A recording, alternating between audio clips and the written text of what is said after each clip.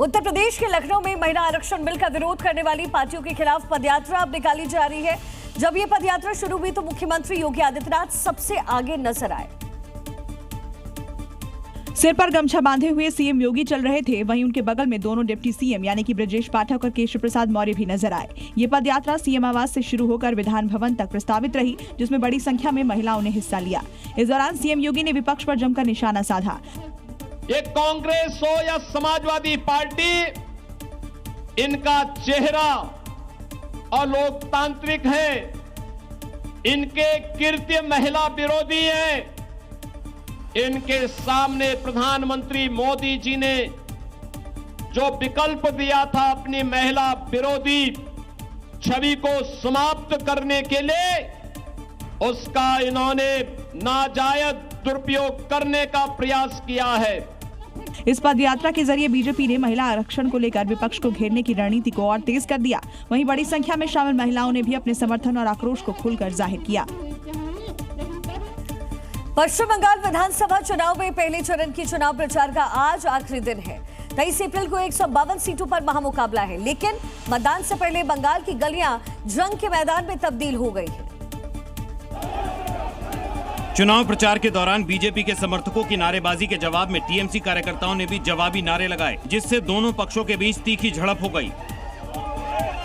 जैसे जैसे तनाव बढ़ा, दोनों पार्टियों के समर्थकों में झड़प हो गई। हालात को काबू करने के लिए पुलिस मौके पर पहुंची। जब लोगों ने पुलिस की बात नहीं मानी, भीड़ को तितर-बितर करने और व्यवस्था बहाल करने के लिए पुलिस को लाठीचार्ज करना पड़ा। बीजेपी उम्मीदवार राकेश सिंह ने आरोप लगाया कि पाकिस्तान जिंदाबाद के नारे लगाए जा रहे थे। जिंदाबाद, मिनी पाकिस्तान जिंदाबाद। 200 का संख्या में उसका प्रतिवाद करने पर इन लोगों तीन लोगों को पकड़ा।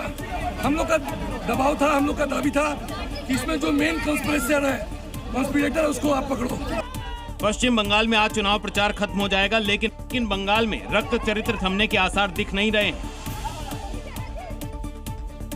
तो विधानसभा चुनाव में तमिलनाडु की सभी 234 सीटें और बंगाल में पहले चरण के लिए प्रचार का शोर आज शाम 5 बजे थम जाएगा। दोनों राज्यों में 23 अप्रैल को मतदान होना है। बंगाल विधानसभा चुनाव के पहले चरण के लिए 23 अप्रैल को 16 जिलों की 152 सीटों पर मतदान होगा। इसमें उत्तर बंगाल के 8, दक्षिण बंगाल के 3 और जंगल महल अंचल के 5 जिले शामिल हैं।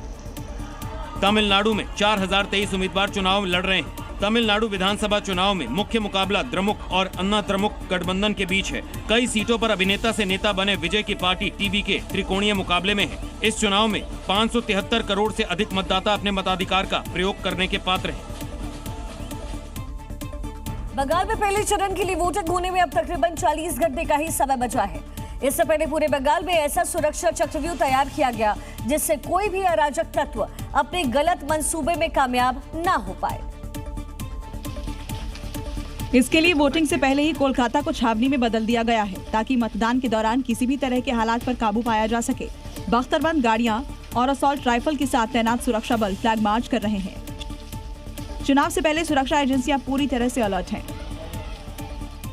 बंगाल चुनाव की सुरक्षा को देखते हुए SMG ब्रेटा, जो इटालियन सबमिशन गन है, इसके साथ इंसास असॉल्ट राइफल समेत AK-47 और AK-56 के साथ सुरक्षा बल हर समय नजर रख रहे हैं। आर्म्ड व्हीकल, बुलेट प्रूफ गाड़ियां और QRF की टीम के साथ ही लोकल पुलिस की भी तैनाती की गई है।